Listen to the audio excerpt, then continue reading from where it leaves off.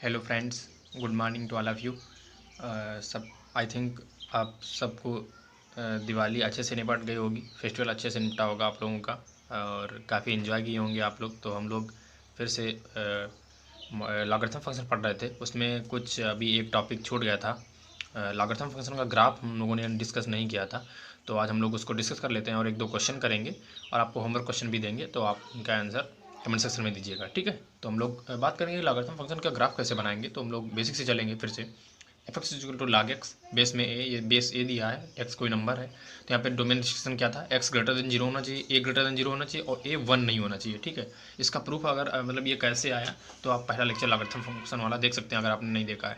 तो हम लोग देखते हैं कि जो ए है, देखो एक्स ग्रेटर देन जीरो, ए ग्रेटर देन जीरो, लेकिन ए वन क्यों नहीं होना चाहिए यहाँ पे, जो मतलब मैंने बताया था, लेकिन आगे उसका ग्राफ बनाने में इंपॉर्टेंस है, क्योंकि ए से मतलब जीरो से और जीरो से छोटा तो होना नहीं चाहिए ए, और वन से बड़ा नहीं होना चाहिए। मतलब यहाँ पे हम एक केस लेंगे और दूसरा केस लेंगे वन से बड़ा होना चाहिए, ठीक है। तो फर्स्ट केस हम लोग लेते हैं यहाँ पे कि f x to log x, base में ए ग्रेटर देन वन, ठीक है। वहाँ पे ग्राफ कैसा होगा, जब ए ग्रेटर देन वन लेते हैं तो वहाँ पे ग्राफ कैसा होगा, और ए लेस देन वन वाला है, मतलब जीरो और वन से बीच में जो ए होता है उसकी वैल्यू, तो वहाँ पर हम लोग कैसे लेंगे। ऐसे एग्जाम्पल ले लेते हैं, ए इक्वल टू टू लेते हैं, ठीक है। वन से बड़ा लेना है तो टू ले सकते हैं, फाइव ले सकते हैं, टेन ले सकते हैं, ठीक है, कुछ भी।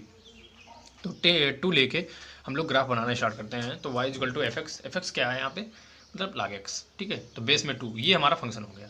अब इसका हम लोग ग्राफ बनाएंगे x की वैल्यू चेंज करके, और x की वैल्यू चेंज करने पर y में क्या चेंज आता है उसके हम लोग ऐसे ग्राफ बनाते हैं। आई थिंक ये तो आपको पहले से ही पता होगा, कोऑर्डिनेट ज्योमेट्री में पढ़ा होगा और छोटी कक्षा में भी ये चीज़ पढ़ाया जाता है, ये बातें, ठीक है। तो हम लोग देखेंगे कि यहाँ पे x की value zero one to three four five, अच्छा x की वैल्यू जीरो तो होनी नहीं चाहिए, ये मैंने ऐसे लिख दिया, ठीक है। वन, x की वैल्यू अगर यहाँ पे वन रखेंगे आप, तो log टू बेस में वन इजिकल टू के मान लेंगे, तो यहाँ पे वैल्यू क्या आ जाएगी, log, अगर यहाँ पे अगर देखें आप तो log x बेस में टू, यहाँ पे अगर वन लेते हैं, यहाँ पे इजिकल टू के लिख लेते हैं, तो क्या हो जाएगा, यहाँ पे वन है तो वन इजिकल टू टू की पावर के। अच्छा, टू मतलब किसी नंबर की पावर जो वन लाना है तो यहाँ पे के जीरो होना चाहिए, ठीक है। तो ऐसे ही हम लोग यहाँ से एक्स की वैल्यू निकालते जाएंगे, रखते जाएंगे, एक्स की वैल्यू टू रख लेंगे, तो यहाँ पे प्रॉपर्टी लग जाएगी टू बेस में टू और नंबर भी टू है तो वन आ जाएगा, इसकी वैल्यू निकाल के देख सकते हैं आप, ठीक है। ऐसे ही one by two one four और वन बाई फोर, तो हम लोग वैल्यू निकालते हैं zero one, zero one two, ऐसे हम लोग निकालते हैं। तो x की वैल्यू जीरो वन पे, y क्या आ रहा है, जीरो आ रहा है। x की वैल्यू वन पे y इजिकल टू जीरो, यहाँ पे देखो x की वैल्यू वन पे, सॉरी ये वाला ग्राफ यहाँ से नहीं जाएगा, ये वन से ग्राफ जाएगा, ठीक है। ये ग्राफ थोड़ा गलत हो जाएगा, सॉरी, ये ग्राफ यहाँ से नहीं जाएगा, ठीक है, ये कट है, ये इधर से हो गया, हाँ। तो यहाँ पे x की वैल्यू वन जीरो पे, x की वैल्यू वन पे y की वैल्यू जीरो है। ऐसे ही x की वैल्यू टू पे y की वैल्यू वन है, ठीक है, टू पे वन है। तो यहाँ पे आप ये पैरामीटर वन कर लीजिए, ये एक गलती की वजह से इसमें सब गलत हो गया है, तो इसको वन बाई टू कर देते हैं हम लोग, ठीक है। और ऐसे ही x की वैल्यू अगर फोर लेते हैं हम लोग, तो y की वैल्यू टू आएगी, ठीक है। तो इसको हम लोग टू कर लेंगे, ये हम लोग टू कर लेंगे, ठीक है। तो यहाँ तक हम लोगों को लाना है ग्राफ, तो ये हमारा ग्राफ जा रहा है और ऐसे जाएगा, ठीक। तो एक्स की वैल्यू फोर पे ये है, ठीक है। मतलब ग्राफ का नेचर वही है, बट थोड़ा नंबर में चेंज हो गया था। और ये वाला आई थिंक आपको समझ में आ गया होगा कि ये वाला ग्राफ सही है, ठीक है, और नंबर में मिस्टेक हो गया था थोड़ा। और x की वैल्यू वन बाई टू पे देखें, अगर वन बाई टू पे माइनस वन आ रहा है, ठीक है, और वन बाई फोर पे माइनस टू आ रहा है, ठीक है। तो आप लोग देख सकते हैं ये सब निकाल के। तो हम लोग x और ये सब पॉइंट लेके, जो पॉइंट बन रहे हैं one comma zero, two comma one, one by two comma minus one, four comma to, one by four comma minus two, तो हम लोगों ने इसका ग्राफ बना लिया, ठीक है। पॉइंट को मिला के ये ग्राफ बना लेते हैं हम लोग। तो ग्राफ हमारा एक्चुअली ये आ रहा है, ठीक है, ये वाला ग्राफ हमारा आ रहा है ए से एज ए की वैल्यू जो है वन से बड़े के लिए ये ग्राफ आ रहा है, मतलब ये इंक्रीजिंग ग्राफ है, मतलब हमेशा बढ़ रहा है, ठीक है, माइनस इन्फिनिटी से प्लस इन्फिनिटी की तरफ जा रहा है। लेकिन आप ये चीज़ देख रहे हैं, एक्स की वैल्यू हम लोग बहुत बढ़ा रहे हैं तो वाई की वैल्यू थोड़ा कम ही बढ़ रहा है। देखो यहाँ पे हम लोग फोर पे आ गए हैं, तो वाई की वैल्यू देखो यहीं टू पे जा पाई है, एक्स हम 4 कर दिए तो वाई इक्वल टू 2 ही आ पाया है। तो लॉगरिथम फंक्शन में ये होता है, इंक्रीजिंग है तो यहाँ पे एक्स की वैल्यू हम लोग बहुत बढ़ा रहे हैं तो वाई की वैल्यू पे थोड़ा थोड़ा फर्क पड़ रहा है, ठीक है। तो ये हम लोगों ने नेचर देखा, इसका इंक्रीजिंग नेचर है, ठीक है। और चाहे एक चीज़ देखते हैं, अगर यहाँ पे 1 है, x1 मान लें, x2 को x2 मान लें, तो x1 x2 दो पॉइंट है, अगर x2 बड़ा है x1 से, जैसे हम लोगों ने यहाँ पे लिखा भी है, x2 अगर ग्रेटर देन x1, मतलब जो 2 है इसको x2 मान लेते हैं, ये x1 मान लेते हैं कोई पॉइंट, तो अगर x2 बड़ा है x1 से तो fx क्या होगा, मतलब fx होता है y की वैल्यू, तो यहाँ पे y की वैल्यू 2 है, मतलब 1 है, और यहाँ पे कितना है, 1 पे 0 है, ठीक है। तो जैसे 2 और 3 भी मान सकते हैं, तो अगर x1 छोटा है x2 से तो f ऑफ x1 भी छोटा होगा f ऑफ x2 से। आई थिंक आपको समझ में आ गया होगा ये चीज़, ठीक है। जहाँ पे जो x1 x2 जो हैं दोनों वो 0 से बड़े होने चाहिए, ठीक है। ये हम लोगों ने यहाँ पे मेंशन भी किया हुआ है, ये जो है x1 and x2 both are equal greater than 0, ठीक है। तो हम लोग अगला ग्राफ देखते हैं। दूसरा ये है कि जो a की वैल्यू है वो 0 से 1 के बीच में होनी चाहिए, क्योंकि 0 से छोटी हो नहीं सकती, ठीक है। और 1 क्रिटिकल पॉइंट आ रहा था, तो 1 से बड़े के लिए हम लोगों ने देख लिया, अब बचा 0 से 1 के बीच में। तो यहाँ पे भी हम लोग चेक करके वैल्यू देख लेते हैं, मतलब यहाँ पे जो बेस है वो 1 और 0 के बीच में होना चाहिए। तो हम लोग latest a equal to 1/2 assume कर लिया, ठीक। तो y equal to f x equal to log 1/2 एक्स, मतलब x को हम लोगों को वैल्यू डाल डाल के y की वैल्यू चेक करनी है, और यहाँ पे बेस 1/2 है। तो 1/2 को क्या कर सकते हैं, 1/2 ये 2 की पावर -1 है, तो 2 की पावर -1 है, जो -1 आएगा वो मतलब डिनोमिनेटर में नीचे आएगा। मैंने बताया था ये प्रॉपर्टी, अगर आपने नहीं देखा तो पिछले लेक्चर देख सकते हैं, लॉगरिथम के सभी लेक्चर देख लीजिए, बहुत इंपॉर्टेंट है, ठीक है। तो वहाँ पे बताया था कि जो बेस का पावर होता है वो डिनोमिनेटर में आता है नीचे कूद के, ठीक है।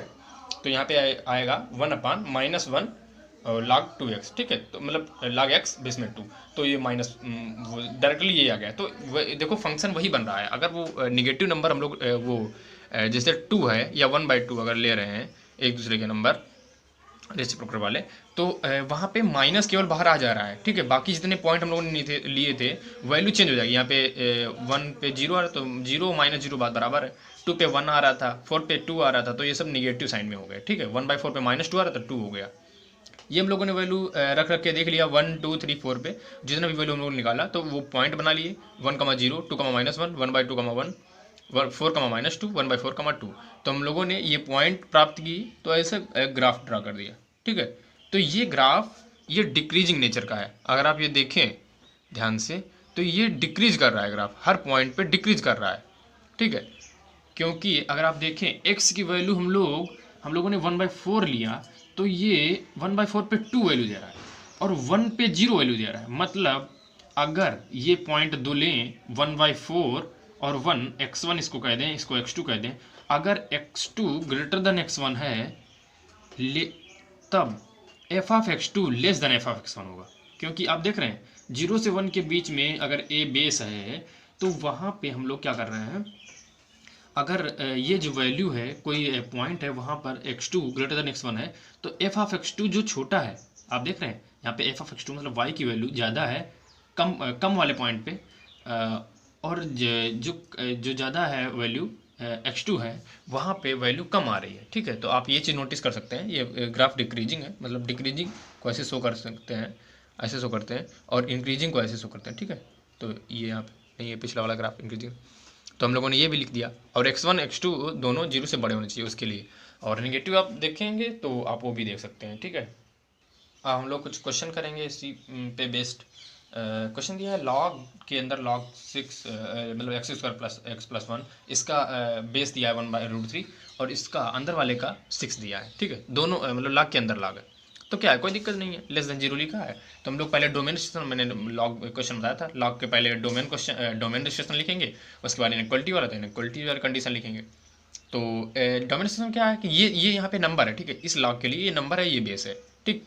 तो ये नंबर है ग्रेटर देन 0 होना चाहिए, ठीक है।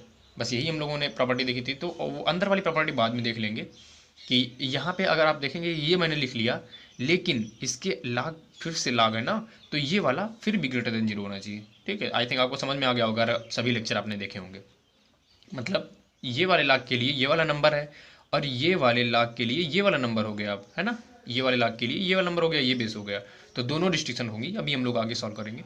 और इनइक्वालिटी क्या है, इनइक्वलिटीज यहाँ पे मैंने बताया था कि ये वाला नंबर है उधर चला जाएगा, लेकिन यहाँ पे जो बेस है 1/√3 है, यहाँ से डायरेक्ट हम लोग ये वाला स्टेप लिख रहे हैं, ये मतलब तो ये नंबर इज इक्वल टू लिख सकते थे इक्वलिटी में, है ना। और इनइक्वलिटी में हम लोग ग्रेटर देन यहाँ पे साइन हो गया, साइन चेंज होगा, क्यों? क्योंकि यहाँ पे बेस जो है उधर जाएगा।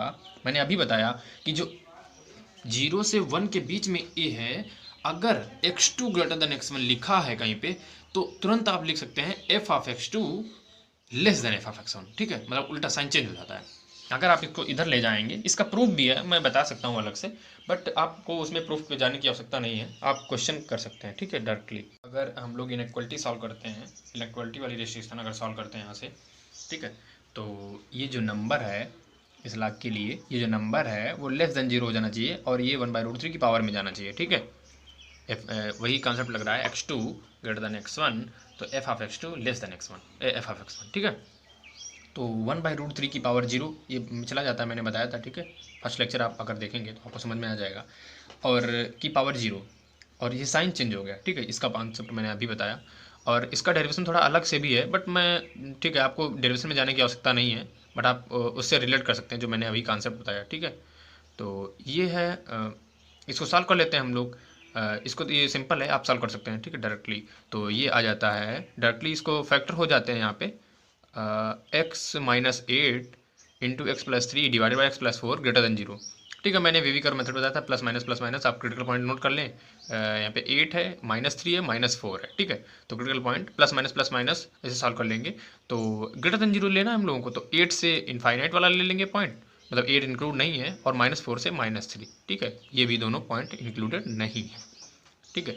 तो एक ये सोल्यूशन आ गया डोमेन रिस्ट्रिक्शन से, और ये मैंने लिख दिया था, ठीक है, A is less than, so sign of inequality will change. और यहाँ पे जो है 6 जो ग्रेटर देन 1 है, अच्छा हाँ, यहाँ पे फिर से दोबारा लग रहा था इनइक्वलिटी, तो यहाँ पे जो 6 है वो ए ग्रेटर देन 1 है, तो यहाँ पे साइन चेंज नहीं होगा, ठीक है। तो आप ये समझ में आ गया। और हम लोग जो डोमेन रिस्ट्रिक्शन थे वो भी अभी देख लेते हैं, ठीक है, अगले पेज पे। डोमेन रिस्ट्रिक्शन हम लोगों ने लिखा था कि जो अंदर वाला नंबर है, अंदर वाले लाख के लिए ये नंबर था, तो ये ग्रेटर देन 0 होना चाहिए। अच्छा, ग्रेटर देन 0 होना चाहिए, तो इसको हम लोग सॉल्व कर लेते हैं। ये चला जाएगा उधर, इसको, हाँ, इसकी इनइक्वलिटी सॉल्व कर लेते हैं, इसकी इनइक्वलिटी सॉल्व करनी पड़ेगी, और इसका वो भी सॉल्व करना पड़ेगा, नंबर वाला प्रॉपर्टी, ठीक है। डोमेन रिस्ट्रिक्शन इसके लिए क्या हो गया कि ये जो नंबर है ये ग्रेटर देन 0 होना चाहिए, ठीक है।